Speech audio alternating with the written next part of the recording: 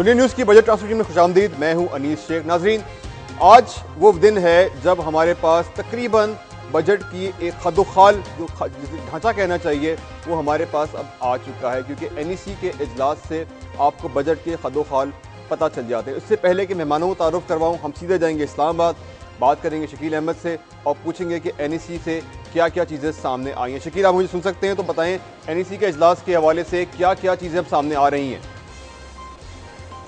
देखिए अनीस, NEC का इजलास तो ख़त्म हो चुका है और बड़ा रिकॉर्ड जो फंड हैं मख्तस किए गए हैं और PSDP के लिए, विफाक और सूबों के लिए 1155 अरब रुपए का तरक्याती जो प्रोग्राम है उसकी आज मंजूरी दे दी गई है। और इसमें विफाक का तरक्याती बजट 540 अरब और सूबों का जो है वो 615 अरब रुपए होगा। तो यूं जो पिछले साल 873 अरब रुपए का PSDP तरक्याती प्रोग्राम रखा गया था पूरे मुल्क के लिए, उसमें इस बार तकरीबन 282 अरब रुपए का इजाफा किया गया है। 30% से ज्यादा डेवलपमेंट फंड जो है इस बार अप्रूव किया गया है। और साथ साथ आपको ये भी बताऊं कि जो तवानाई से मुतालिक मंसूबे होंगे मजमूई तौर पर वापडा, पेप्को और बाकी प्रोजेक्ट्स होंगे वाटर से रिलेटेड भी, उनके लिए 235 अरब रुपए से ज्यादा रकम मख्तस की गई है। साथ ये भी बताया गया है कि नए माली साल में जो GDP का जो हदफ है वो 4.4 तय कर दिया गया है। और इसके अलावा बादशाह डैम की तामीर के लिए इनिशियली 8.2 अरब और ज़मीन की खरीदारी के लिए भी 17 अरब रुपए रखे गए हैं PSDP में। साथ साथ ये भी है कि जो तवानाई के मंसूबे हैं कहा गया है उनको तरजीह दी जाएगी। और गिलगित बल्तिस्तान और फाटा के लिए 43 बिलियन रुपीस जो हैं वो मख्तस किए गए हैं। नीलम झेलम पन बिजली मंसूबा है उसके लिए 25 अरब रुपए रखे गए हैं। बहबूद आबादी और तालीम के लिए 25 अरब रुपए रखे गए हैं। साथ साथ ज़राई तरक्की का जो हदफ होगा नए फिस्कल ईयर में वो 3.8 तय किया गया है। विफाक और सूबों के दरमियान बेहतर रवाबत के लिए एक कमेटी भी कायम की गई है जिसमें प्लानिंग के जो मिनिस्टर होंगे वो चेयरमैन होंगे और जो प्रोविंशियल चीफ मिनिस्टर हैं वो उसके मेंबर्स होंगे। लेकिन आज जो NEC का इजलास था उसमें वज़ीर-ए-आज़म नवाज शरीफ ने ये अल्फाज इस्तेमाल किए हैं कि पाकिस्तान जैसे मुल्क के लिए जो टैक्स मुहासिल हैं और जो डेवलपमेंट बजट जो मौजूदा है वो बाइस शर्म है। उनका ये कहना था कि टैक्स मशीनरी जो है उसमें जो करप्शन हो रही है, जो करप्ट एलिमेंट्स हैं उसको निकाल बाहर करना है हमें और तरक्की की राह पर गामजन करने के लिए हमें मुहासिल में इजाफा करना होगा। आज उन्होंने काफ़ी एग्रेसिवली इस पर बात की है। उनका ये कहना है कि डेवलपमेंट्स और तरक्की के लिए जो है हमें टैक्स मुहासिल में इजाफा करना होगा। शकील, बहुत बहुत शुक्रिया हमसे बात करने के लिए। शकील, हमें बता रहे थे कि NEC के इजलास के ख़त्म होने के बाद क्या क्या चीज़ें सामने आई हैं। एक तो ये कि रिकॉर्ड PSDP अब दिया गया है, इसके ज़ाहिर असरात नज़र आने चाहिए मईशत के ऊपर। 4.4 का टारगेट है। इस हवाले से बात करते हैं, अपने मेहमानों का आपसे तारुफ करवा दूँ। मेरे राइट हैंड में बैठे हैं आसिफ बेग मिर्ज़ा साहब, मारूफ तजियाकार हैं, मईशत में नज़र रखते हैं, मार्केट पर भी बड़ी गहरी नज़र रखते हैं। उनके साथ इरफान कैसर शेख साहब तशरीफ़ रखते हैं, साबिक सदर हैं लाहौर चैम्बर के। और कराची में ज्वाइन करेंगे ज़फ़र मोती साहब, साबिक डायरेक्टर हैं कराची स्टॉक मार्केट के। और इस्लामाबाद में हमारे साथ होंगे हमारे ब्यूरो चीफ ज़मीर हैदर साहब। तमाम मेहमानों को खुशामदीद।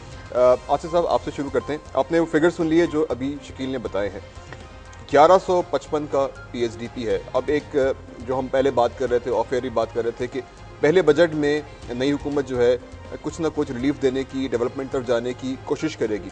मुस्लिम लीग नून का एक रिकॉर्ड तो है कि इंफ्रास्ट्रक्चर पे हमेशा कोई ना कोई काम होता है, इम्प्रूवमेंट होती है। कैसे देखते हैं आप इसको? बिस्मिल्लाहिर्रहमानिर्रहीम। देखें, एक तो ये पॉलिटिकल गवर्नमेंट जो है उसको ऑफिस में आए हुए 3-4 रोज़ ही हुए हैं, तो इसलिए उनके लिए काफ़ी इम्तिहान है कि ये बहुत ही कम अरसे में अपना बजट पेश कर रहे हैं। लेकिन नेचुरली बजट जो है वो आपका फाइनेंशियल क्लोज हो रहा है, तो उसमें तो जो रिलेटिव जो डिपार्टमेंट कंसर्न डिपार्टमेंट है उन्होंने इस पर काम किया हुआ है, तो जिसको फाइनेंस मिनिस्टर साहब काफ़ी दिनों से देख भी रहे थे।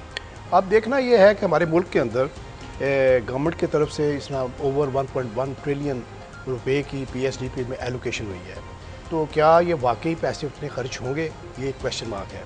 क्योंकि पाकिस्तान में हमारी यहाँ पे पॉपुलेशन का ग्रोथ रेट ओवर 2% है, इसमें हमें 5-6% की ग्रोथ टारगेट को मिनिमम अचीव करना बहुत ज़रूरी है मुल्क को डेवलप करने के लिए। टारगेट 4.4 रखा है, पता नहीं अचीव लेकिन मैं बहरहाल आई थिंक उनका टारगेट जो है समवेयर नियर टू रियलिटी। इस सेंस में कहूँगा कि इतने बुरे हालात के बावजूद इस वक्त हम ऑलमोस्ट 3.6% GDP ग्रोथ अचीव कर रहे हैं, जिस तरह इकोनॉमिक सर्वे की मतलब बातें हो रही हैं। 4.4% का जो टारगेट रखा है, तो मैं ये कहूँगा कि ये ओवरली ऑप्टिमिस्टिक नहीं है, ये अचीवेबल भी हो सकता है अगर उस पर काम किया जाए। तो अंडर द गिवन सर्कमस्टांसेस ये इतना बुरा नहीं है। लेकिन देखा ये गया है कि पॉलिटिकल गवर्नमेंट्स में जिस तरह ख़ास तौर पे जो ये साल गुजर रहा है, इसमें रेवेन्यू कलेक्शन में बड़ी मैसिव किस्म की डिक्लाइन आई है। गवर्नमेंट का टारगेट था 2380 बिलियन रुपीस के करीब कलेक्शन, ये दो दफ़ा डाउनवर्ड रिवाइज होकर 2050 बिलियन पे था, और ये 11 महीने में इसकी कलेक्शन 1700 अरब रुपये हुई है। यानी कि लास्ट मंथ में 300 अरब इकट्ठे करें तो 2000 अरब अच्छा, तो अब कहने का मतलब ये है जो पॉलिटिकल गवर्नमेंट आती है उसने रिसोर्सेज की एलोकेशन किस तरह करनी है, और ये उस अपना उनका आपकी बात तो आगे बढ़ाता हूँ। इरफान साहब, हम टैक्स के हवाले से बात हो रही है। अब वो जैसे बता रहे थे शकील के मियां नवाज शरीफ ने भी कहा है कि टैक्सेशन रेवेन्यू बहुत बड़ा चैलेंज है। हम 2.3 का रखा टारगेट अचीव नहीं हो सका, रिवाइज किया अचीव नहीं हो सका। इस दफ़ा भी जो हमारे पास जो इत्तलात हैं उसके मुताबिक 2.3 ट्रिलियन का टारगेट रखा जाएगा। क्या इस साल भी ऑप्टिमिस्टिक लग रहा है आपको? देखिए अनीस साहब, ये इतना ऑप्टिमिस्टिक मैं नहीं समझ रहा है, क्योंकि देखिए इन्फ्लेशन भी अगर आप 11-12% भी अगर एवरेज हर साल की आप लें, तो खैर चलिए 5% पे आ गई है। हाँ, वो 5% मैं तो नहीं समझ रहा कहने की, काफ़ी लोग नहीं समझते। मैं समझ नहीं रहा, काफ़ी लोगों को इसमें प्रॉब्लम है। मैं समझ रहा हूँ कि तकरीबन 9-1% पे आज है इन्फ्लेशन। लेकिन देखा जाए तो आपकी बात ठीक है। मैं समझता हूँ कुछ चीज़ों को बुनियादी तौर पर इनको हाईलाइट इस बजट में करना होगा। जो कि बातें आ रही हैं इस वक्त कि जी आप sales tax across the board आप 16 से 17% करने जा रहे हो, तो मैं समझता हूँ ये तजवीज़ है, हाँ, मैं वो तो नहीं है। ये मैं समझता हूँ ये एक अच्छी तजवीज़ नहीं है, क्योंकि इससे फर्दर हम इन्फ्लेशन की तरफ जाएंगे। और ज़रूरत इस बात की है कि हम डायरेक्ट टैक्सेशन को बढ़ाएं और इनडायरेक्ट टैक्सेशन को हम जो है कम करें। इस तरह के इनडायरेक्ट जो टैक्सेशन के जो स्टेप्स हैं, इस पर डेफिनेटली हमने देखा है, कोई दो राय नहीं है कि ये इन्फ्लेशन को पुश करता है। Let me go to Islamabad for a bit. Zameer, बड़ी बात होती रही है रेवेन्यूज़ के हवाले से, आप कई साल से इन सारे मामलात को देख रहे हैं। कल भी बात होती रही, आज मियां नवाज शरीफ ने भी यही कहा कि रेवेन्यू बढ़ाना चाहिए। डायरेक्ट टैक्सेशन के हवाले से बात हो रही है। आप इतने साल से इस्लामाबाद में बैठे हुए हैं, ये जो हमारी टैक्स की मशीनरी है, क्या ये है वाकई इस काबिल कि ये बड़े टारगेट अचीव कर सके या इसको ओवरहॉल किया जा सके? अनीस, पोटेंशियल तो बहुत ज़्यादा है। देखें, पोटेंशियल यकीनन है, और ख़ास तौर पे मुझे बहुत उम्मीद है इसाक डार साहब की जो लीडरशिप है एज ए इकनॉमिक मैनेजर और इकनॉमिक टीम को लीड करने की, वो बहुत एम्बिशियस होते हैं और वर्कहॉलिक भी हैं और काम भी करते हैं और काम लेते भी हैं।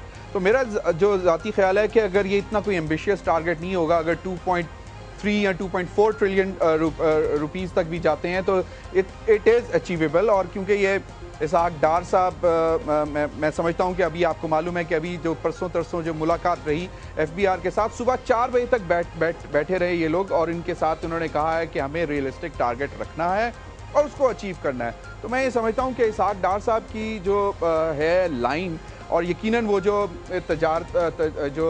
तजारती कम्युनिटी है, जो ताजिर बरादरी है, उसको भी वो मोटिवेट करेंगे। डेफिनेटली कुछ इंसेंटिव्स भी लेके आएंगे, और टैक्स टू जो GDP रेशियो है उसको भी बढ़ाएंगे, टैक्स बेस बढ़ाएंगे। एक दफ़ा अगर हमने कभी किसी भी इलेक्टेड गवर्नमेंट में बड़ा देखा है टैक्स टू GDP रेशियो, तो नवाज लीग की गवर्नमेंट में ही देखा है, जब 14% तक भी एक दफ़ा ये पहुंच चुका है इनके पहले दौर में। बिल्कुल अनीस, मैं यही कह रहा हूँ कि, और देखें दोनों दफ़ा जो है इसाक डार साहब लीड करते रहे हैं इकनॉमिक टीम्स को, और मुझे याद है बहुत ही क्रूशल टाइम्स में ताजिर बरादरी के साथ डायलॉग उस पर सेल्स टैक्स के इशू पर, और वो बहुत कामयाबी से उन्होंने एक जो दरमियानी रास्ता निकाल के ताजिर बरादरी को भी खुश किया और टैक्स भी बेस भी बढ़ाई और रेवेन्यू भी बढ़ा। तो अभी भी मैं तवक्को यही कर रहा हूँ कि ख़ासतौर पर इस वक्त जो चैलेंजेस हैं, और अगर ये हुकूमत नियर फ्यूचर, मैं ये नहीं कहता कि अगले 10 दिन 15 दिन या महीने या 3 महीने, अगले 5-6 महीने में अगर ये एनर्जी के बहरान पर काबू पा लेंगे, तो उससे जो है वो ताजिर बरादरी इनकरेज फील करेगी। क्योंकि बिजनेसेस इस वक्त, अगर अभी जो आप बात करें कि कहीं पे भी ताजिर बरादरी के साथ या सनतकार के साथ, तो वो कहता है यार टैक्स कहाँ से दें, सनत बंद पड़ी हुई है, कारोबार बंद पड़ा हुआ है, आमदनी है नहीं, तो उस पर टैक्स कहाँ से दें। तो मैं ये समझता हूँ कि अगर ये गवर्नमेंट दोनों चीज़ें क्लब करेगी, अगर तवानाई की जो बहरान है उसको हल करेगी और उसके बाद इंसेंटिवाइज करेगी ट्रेडर को और सनतकार को, तो मैं अनकॉन्फिडेंट के ये एक रियलिस्टिक टारगेट जो कि 2.3 ट्रिलियन या Zameer, I have to take a break. नाज़रीन, एक छोटा सा ब्रेक लेंगे और ब्रेक के बाद हम ये बात करेंगे कि स्टॉक मार्केट की जो मूवमेंट है वो क्या दिखा रही है। हमने देखा था कि इलेक्शन के बाद स्टॉक मार्केट में एक पॉजिटिव मूवमेंट नजर आई थी, लेकिन लग रहा है कि बजट से पहले ये थोड़ी सी जिटरी है। जफर मोदी साहब को हम शामिल करेंगे अपनी डिस्कशन में इस ब्रेक के बाद।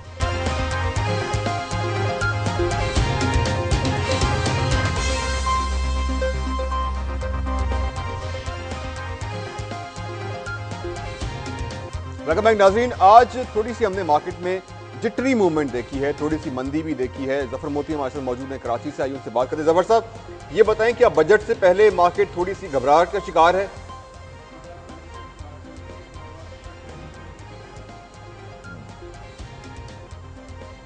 मुझे लग रहा है कि जफर साहब तक मेरी आवाज़ नहीं जा रही और कोशिश करते हैं कि उन तक हमारी आवाज़ चली जाए। मुझे लग रहा है कि अब शायद वो मेरी आवाज़ सुन। जफर साहब, क्या मेरी आवाज़ सुन सकते हैं? मुझे लग रहा है अभी भी उनको मेरी आवाज़ नहीं आ रही। मुझे साहब, अगर यही सवाल मैं आपसे कर लूँ, क्या मार्केट थोड़ी सी घबराहट का शिकार है? देखिए, इसमें कोई शक नहीं है कि आज की तारीख में मार्केट में तकरीबन 250-250 पॉइंट की मंदी हुई है, लेकिन मैं इसको मंदी को नेगेटिवली नहीं ले रहा है। लेकिन क्योंकि मार्केट में आप देख रहे हैं पिछले काफ़ी अरसे से कि इनके पिछले मई के महीने में 17% इंक्रीज़ हुआ है। You are the best market in the region. अच्छा, उसके अंदर मार्केट के अंदर एट ए सर्टेन लेवल लोग आके अपनी प्रॉफिट टेकिंग करते हैं और मार्केट की ये मेच्योरिटी शो करती है कि मार्केट जो है ना वो जिग जैग के मूव दिखाए, ताकि it has to give opportunity to people to go for profit taking और बाइंग अपॉर्चुनिटी भी प्रोवाइड करे।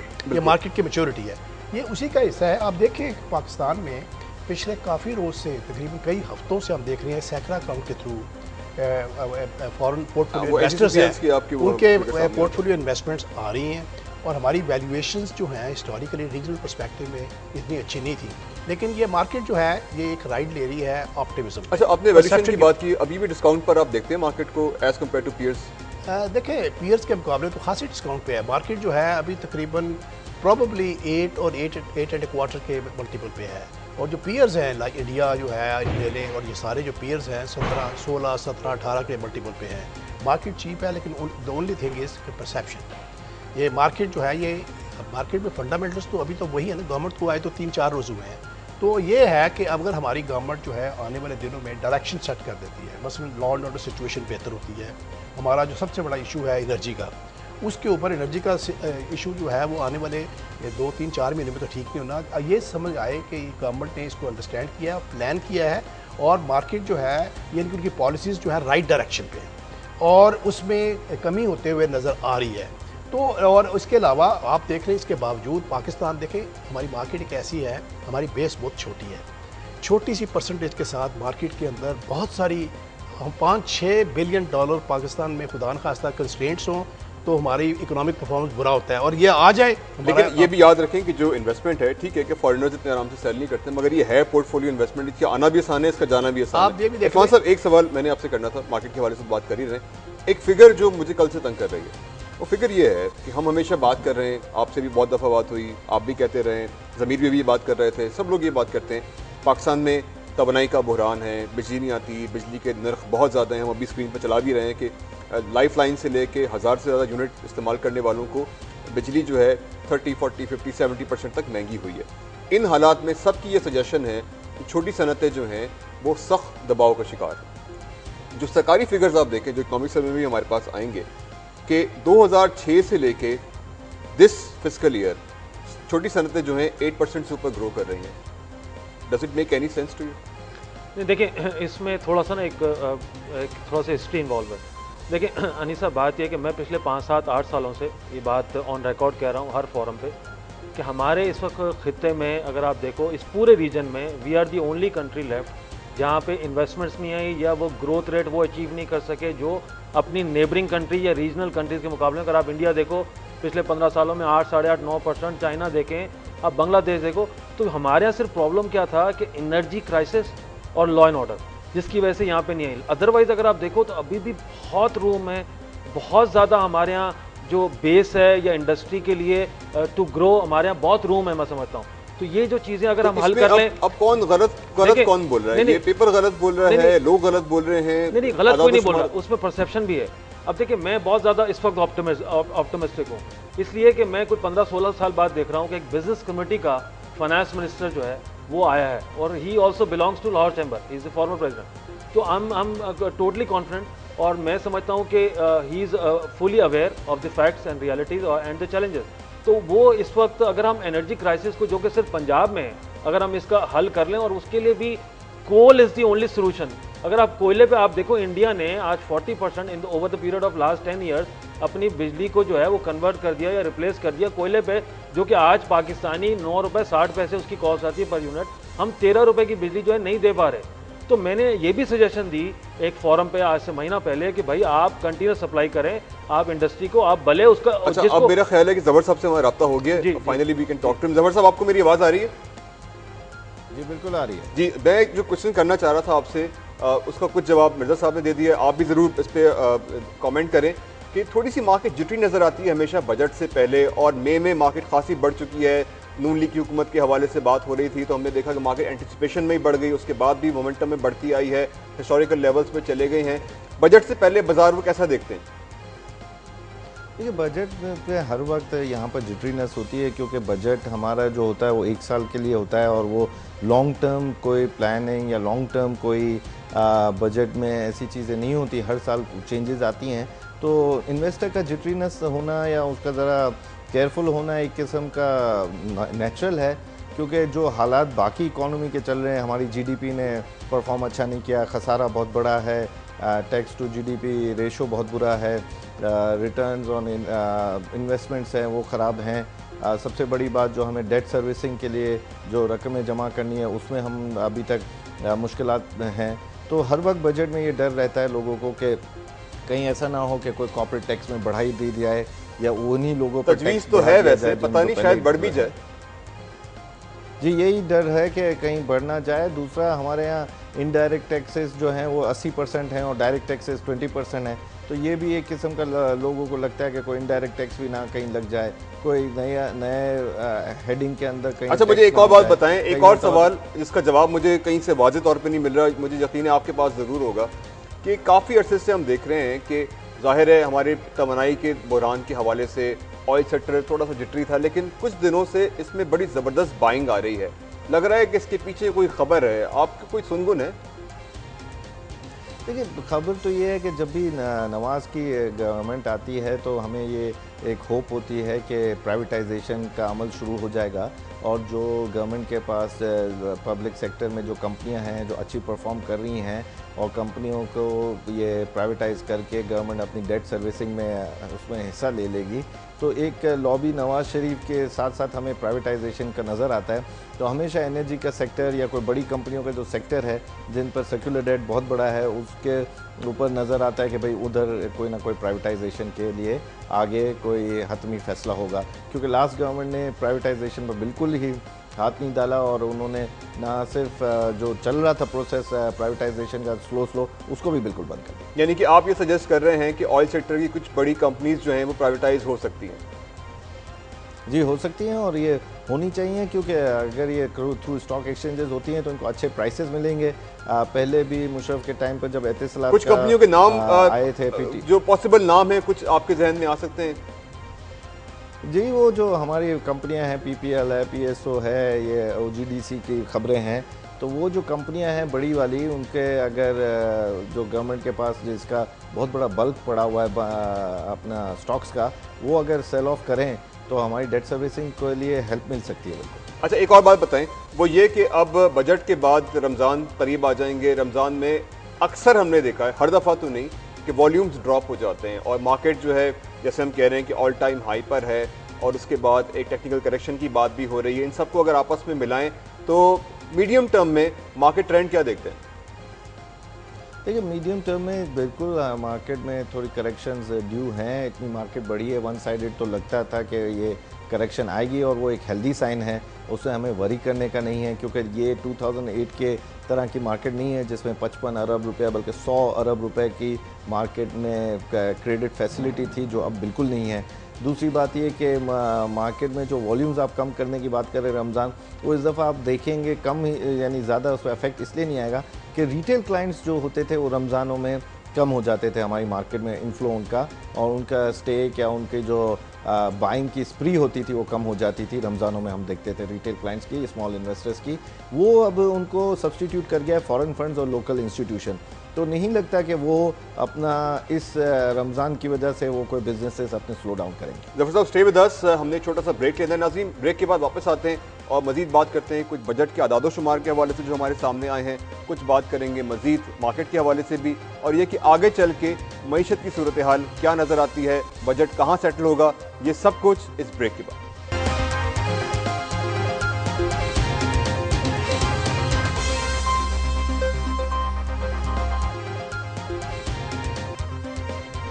वेलकम बैक नाज़रीन, अब चलते हैं इस्लामाबाद। ज़मीर हैदर हमारे साथ मौजूद है, आइए उनसे बात करते हैं। ज़मीर, कुछ नंबर्स तो अब सामने आ रहे हैं, कुछ नंबर्स ऐसे हैं जो कि मुतवक्को हैं और कुछ नंबर्स कल हमारे सामने आ जाएंगे। जो इक़्तिसादी सर्वे है उसके नंबर्स तो तकरीबन हमारे पास फाइनली आ चुके हैं, सारा कुछ हमें पता ही है तकरीबन कि क्या होने वाला है और क्या चीज़ें सामने आएंगी। बजट के हवाले से कुछ सुनगुन हुई थी कि शायद टैक्सेशन के हवाले से बात हो रही है कि शायद टैक्स की जनरल से टैक्स की शरह जो है वो बढ़ाई जाएगी और शायद चीनी पर जो है जो एग्जम्पशन है वो ख़त्म कर दी जाएगी। तो इस तरह की कोई और सुनगुन है आपके पास कि क्या क्या चीज़ें होने लगी हैं?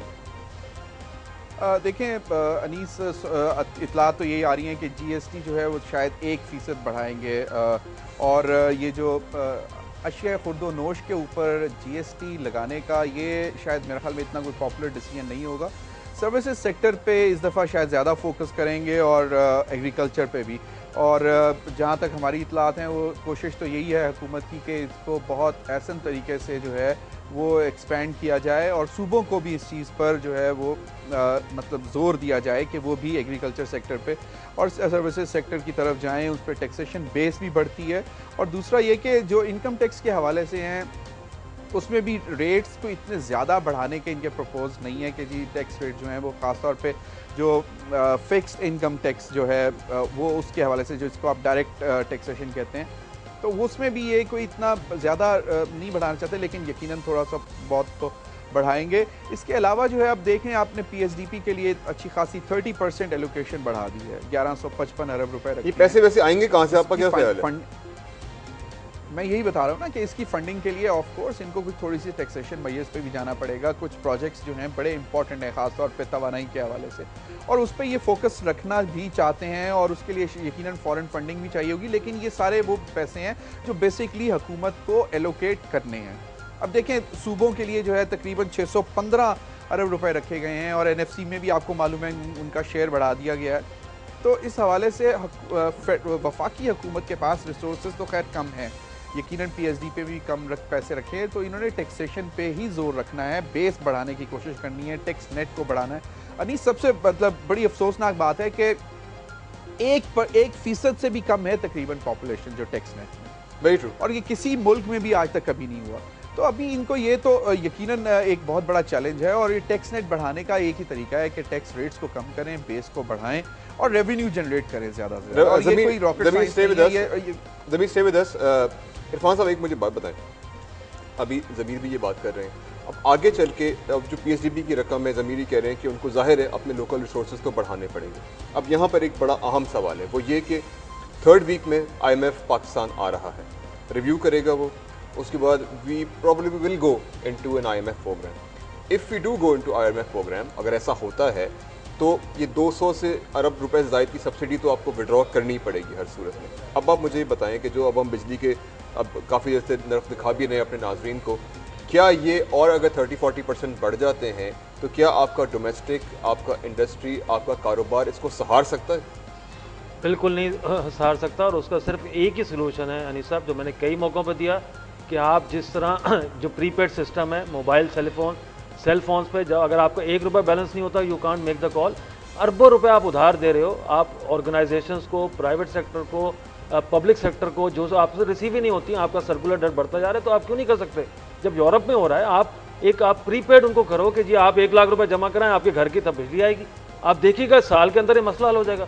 लेकिन अगर आप इसी तरह करते रहोगे कि आप लाइफलाइन कस्टमर्स को आप दो 1.5 रुपये 2 रुपये और आप बाकियों को 15 रुपये चार्ज करो, आपका 30% आप उसमें चोरी हो रही है, 30% रिसीवेबल नहीं है, तो दुनिया का कोई भी फॉर्मूला और किताब में आप उसको हल नहीं कर सकते। ये बात आप भी जानते हैं, ये बात मैं भी जानता हूँ कि ये इस साल तो नहीं हो सकता। नहीं, इस साल नहीं, मैं नहीं कह रहा, मैं कह रहा हूँ ग्रेजुअली करें। सब्सिडी का बहुत बड़ा हिस्सा विड्रॉ हो सकता है। बिल्कुल हो सकता है, विड्रॉ होना भी चाहिए। देखिए सब्सिडीज को खत्म होना चाहिए, एलिमिनेट होना चाहिए, और सब्सिडीज कोई दुनिया में आज कोई अच्छी नहीं चीजें समझ कोई अच्छी चीज नहीं, लेकिन टारगेटेड आप दे सकते हैं। हाँ, आप टारगेट दें, मैं यही कह रहा हूँ, आप साल 2 साल, मैं ये नहीं कह रहा आप इमीडिएट करें, आप साल 2 साल 3 साल के होराइजन में आप ग्रेजुअली आप सब्सिडीज को खत्म करें। अगर बिजली आती है हायर रेट्स पे आती है तो एज ए बिजनेसमैन आप बिल देने को तैयार है? बिल्कुल तैयार है। मैं वही कहने वाला था इसमें ब्रेक से पहले कि मैं तो ये चाह रहा हूँ कि आप इंडस्ट्री के लिए भले अलग से टैरिफ बनाओ, आप 5, 7, 10% आप बढ़ा दो, लेकिन कंटिन्यूस सप्लाई करो, हम देने को तैयार है। क्योंकि जब डीजल की कॉस्ट ज़्यादा है और डीजल पे आप बना रहे हो और हमारे पास डिमांड है, मैं जिस तरह कहा इस रीजन में ग्रोथ हो रही है,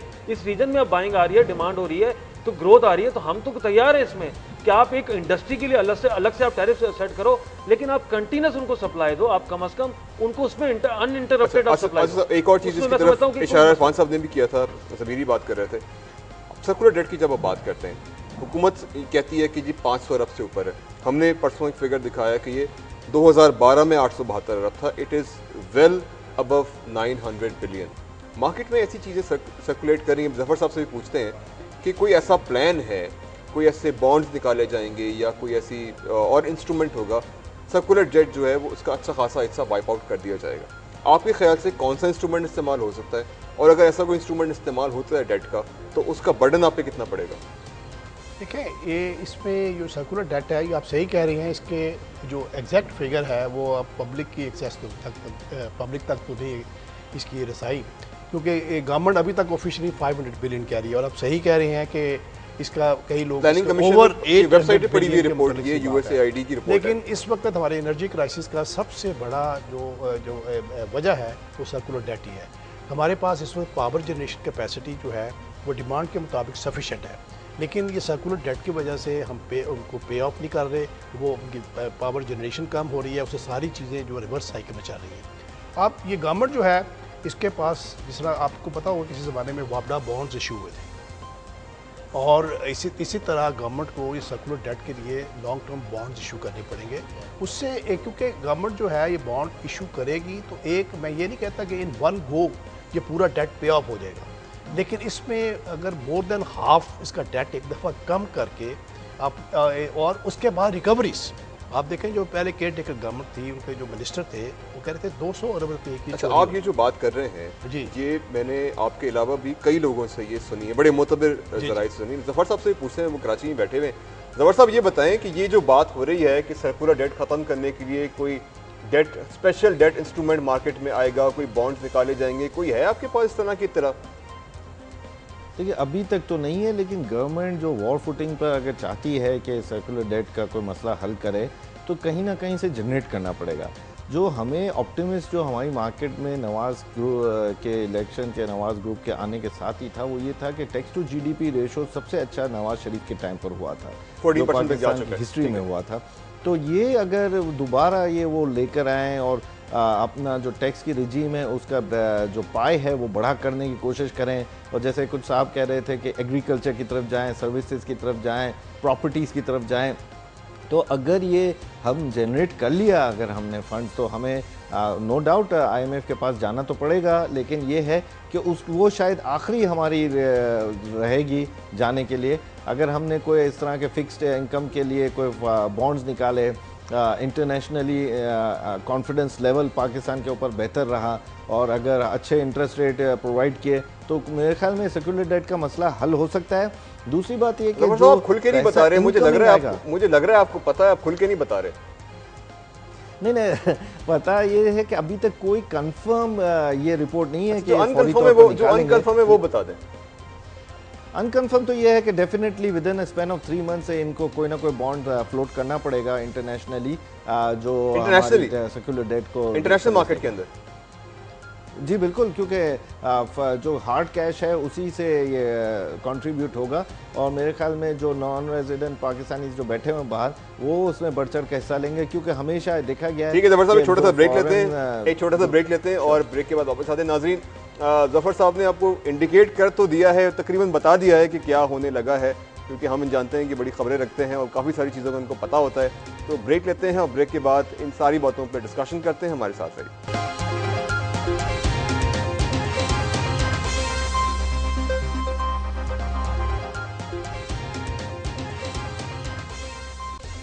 वेलकम बैक नाज़रीन। इकॉनमी के हवाले से और क्या बातें हो रही हैं? एक बड़ी बात जो बड़ी अहम हो रही है, सर्कुलर डेट के हवाले से क्योंकि बात होती रही है, हम यहाँ पे भी बात कर रहे हैं कि सर्कुलर डेट एक ख़ास हद से गुजर चुका है, काबू से बाहर हो चुका है। और हम आपको डॉक्यूमेंट पहले भी दिखा चुके हैं, एक दफ़ा फिर दिखा देते हैं कि असल में इसका वॉल्यूम कुछ और है और हम कुछ और समझ रहे हैं। और प्लानिंग कमीशन और USAID की मदद से ये डॉक्यूमेंट जो बनाया गया था, जिसके मुताबिक जो अभी आप देख लेंगे कि जो सर्कुलर डेट है पाकिस्तान का 2012 में वो 872 अरब था और अब ये गालिबन बढ़ के 900 अरब से भी ऊपर जा चुका होगा। ये हम नहीं कह रहे, ये ऑफिशियल दस्तावेज़ात हैं जो हमें बता रही हैं। इरफान कैसर शेख हमारे साथ क्योंकि मौजूद हैं, वो इन चीज़ों को देखते भी हैं।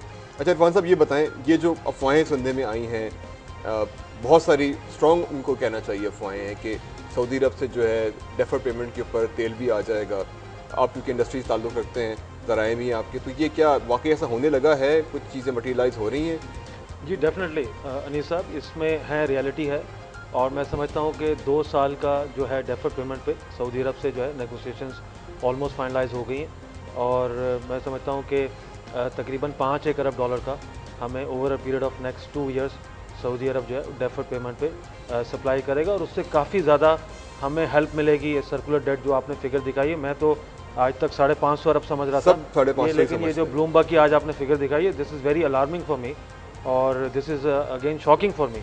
इट्स अ न्यूज़ कि ये जो 875 अरब या 872 अरब पे आप दिखा रहे हैं। लेकिन मैं समझता हूँ कि अब ज़रूरत इस बात की, जिस तरह ये भी कंफर्म न्यूज़ ही है कि इंशाल्लाह सऊदी अरब से हमें डेफर पेमेंट पे ऑयल मिलेगा तकरीबन 5 अरब डॉलर का, उससे काफ़ी हद तक मदद मिलेगी। और मैं समझता हूँ, जो एक बात कहना चाह रहा हूँ कि बजट के हवाले से भी ओवरऑल इकॉनमी के अब मैं समझता हूँ टाइम 15-17 साल बाद अनीस साहब ये आ गया है पाकिस्तान में कि अब मैंने फॉरेन और बिज़नेस कमेटी में, फॉरेन बिज़नेस कमेटी में भी और लोकल बिज़नेस कमेटी में भी मैं समझ रहा हूँ पिछले 1 महीने से प्री इलेक्शन और आफ्टर इलेक्शन का सिनेरियो बहुत ज़्यादा सेंस ऑफ रियलाइजेशन आ गई है, सेंस ऑफ आप समझ रहे हैं कि सिक्योरिटी आ गई है कि नहीं जी अब हमारा काम करने का टाइम है।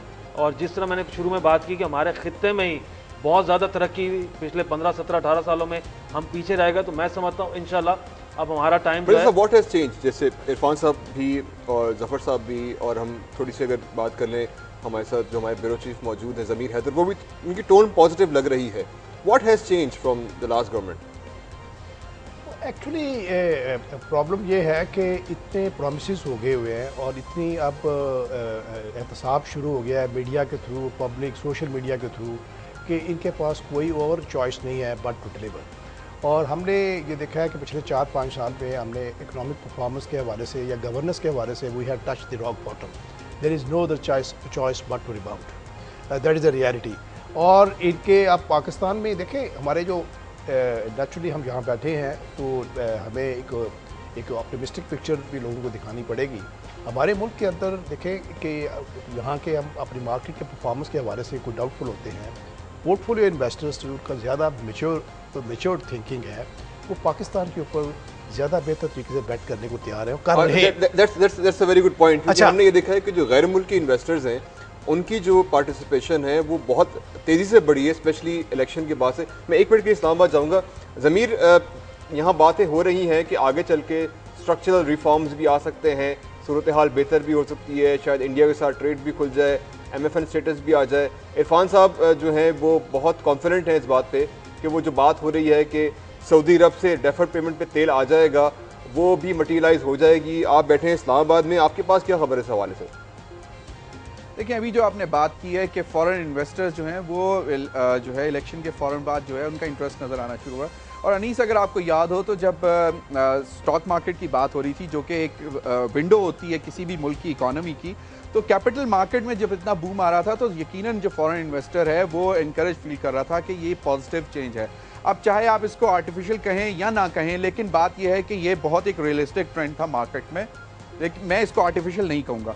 उसकी वजह यह है कि जो अब हल्का सा थोड़ा सा डिप आया है, जिसको आप कहते हैं कि मतलब मामूली सी चेंज जो है, ये जो है ये कंफर्म करती है कि ये बड़ी रियलिस्टिक मार्केट इस वक्त जो है पाकिस्तान की स्टॉक मार्केट जो है, और यही विंडो है जो कि फॉरेन इन्वेस्टर देख रहा है कि हाँ पाकिस्तान में एक सी चेंज आ रही है। और यही इस गवर्नमेंट का एक चैलेंज है कि इसको मेंटेन रखना है, कि फॉरेन इन्वेस्टर का जो इन्वेस्ट डेवलप हो रहा है उसको मेंटेन रखना है। रनिंग आउट ऑफ टाइम, मुझे I have to take comment from Karachi. Zafar साहब से जफर साहब, अब बात हो रही है कि गैर मुल्की इन्वेस्टर्स हमारी मार्केट में मौजूद हैं। ये मुझे बताएं कि ये इन्वेस्टर कितना वॉलेटाइल है, क्या कोई प्रॉब्लम होगी तो ये भाग जाएगा या आप समझते हैं they are here to stay? नहीं, देखिए ये स्टॉक एक्सचेंज में इनकी एंट्री एग्जिट तो बड़ी आसान है और ये आते हैं निकलते मेरा भी हैं, यही पॉइंट है। अब जो बातें हो रही हैं, जो ऑप्टिमिस्ट की बात हो रही है, जब हंग पार्लियामेंट नहीं आई और ये हुकूमत जब आई तो इसमें एक इनको प्लस पॉइंट जो नज़र आया फॉरेन फंड्स को, वो ये नज़र आया कि अब शिफ्ट होगा अर्बन इकोनॉमी की तरफ कंपेयर टू रूरल इकोनॉमी की तरफ। उसका मतलब ये है कि इंडस्ट्रियलाइजेशन, उसका मतलब ये है कि जॉब क्रिएशन, उसका मतलब ये है कि किसी तरह की जीडीपी को बेहतर करने का। और ये सब चीज़ें देखते हुए हम दुनिया के उन ममालिक में हैं जहाँ पर प्राइस मल्टीपल जो रेशो है वो अभी भी चीप है, क्योंकि वो कंपनियां जो 10-10 साल से हैं उनके रिजल्ट्स इतने अच्छे आए कि उसने मोटिवेट किया फॉरेन फंड्स को कि वो यहाँ आकर इन्वेस्ट करें। और यही ट्रेंड हम देख रहे हैं जो कंटिन्यूस हुआ है, जिसने मार्केट को एकदम पुश किया है। अभी आप अगर देखें तो स्टेक होल्डर में सबसे बड़ा जो पार्टिसिपेंट है वो फॉरेन फंड्स है हमारी मार्केट में। ठीक है, बहुत बहुत शुक्रिया जफर साहब। मिर्जा साहब आपका बहुत बहुत शुक्रिया। इरफान कैसर शेख साहब आपका बहुत शुक्रिया। और इस्लामाबाद में हमारे साथ हमारे ब्यूरो चीफ मौजूद ज़मीर हैदर, आपका बहुत बहुत शुक्रिया। नाज़रीन, we are coming to the end of our programme. बात यह है कि हमारे सारे पार्टिसिपेंट्स खासे पॉजिटिव नज़र आते हैं कि आगे चल के सिचुएशन बहुत बेहतर होती है। जैसे इरफान साहब का कहना है कि अगर डेफर्ड पेमेंट पे तेल मिल जाता है तो वो जो एक बहुत बड़ा बोझ हमारी इकॉनमी के ऊपर है सर्कुलर डेट का, वो आहिस्ता आहिस्ता घट सकता है। लेकिन अगेन वो डेफर्ड पेमेंट है, वो पेमेंट हमें करनी पड़ेंगी, तो एक छोटी सी विंडो रिलीफ की मिलेगी जो आगे चल के बड़े मसाइल का शाखसाना भी हो सकती हैं। तो ये सारे मामला देखने होंगे, लेकिन देखते हैं कि बजट में इन्हें किस तरह टैकल किया जाता है। कल इकनॉमिक सर्वे है, हम हाजिर होंगे, बजट में भी हाजिर होंगे। सारी खबरें हमेशा सबसे पहले हम ही आपको देंगे। हमारे साथ रहेगा इस वक्त अनीस शेख को इजाज़त दीजिए। अल्लाह हाफ़िज़।